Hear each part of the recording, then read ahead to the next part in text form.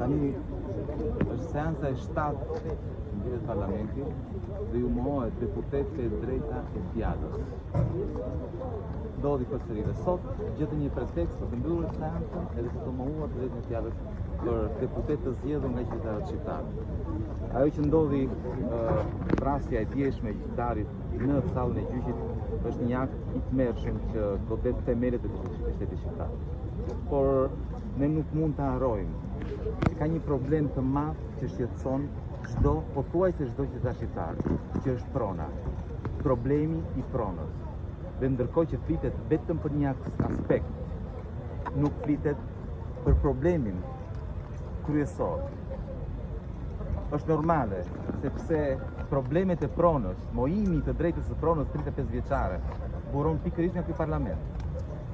Pjesa më e madhe e deputetëve që ulen në parlamentin e Shqipërisë nuk kanë probleme me pronën. I kanë zgjidhur problemet e tyre me pronën. Atyre askush nuk i ka rënë qafë. Ndryshe nga çfarë i ka ndodhur çdo qytetari shqiptar pothuajse, të cilit i është mohuar e drejta e pronës. Edhe nuk i është mohuar e drejta e pronës për pa aftësi.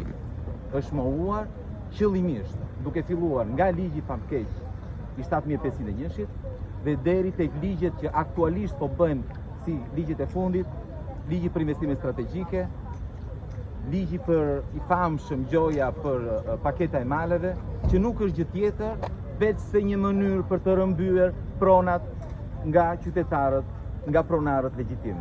Kjo po ndodh. Dhe ne duhet të flasim për problemet e qytetarëve shqiptar, që janë prona e drejta e pronës.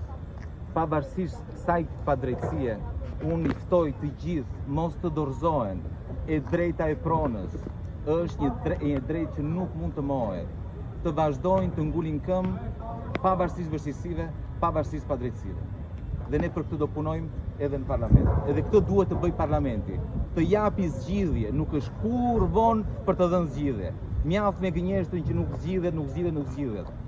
E thonë sepse duan të vazhdojnë t'i vjedhin, siç kanë bërë me ligjin për investime strategjike dhe me ligjin për paketën e maleve. Imagjinoni, para disa ditësh kanë falur portin e Pashalimanit, një investitor e kanë falur me firmën e Edi Ramës. Nuk ka pronar ajo tokë? Nuk ka patur një pronar ajo tokë? Ka, por këta nuk ja kanë dhënë atij, sepse e kanë përdorur si plaçk.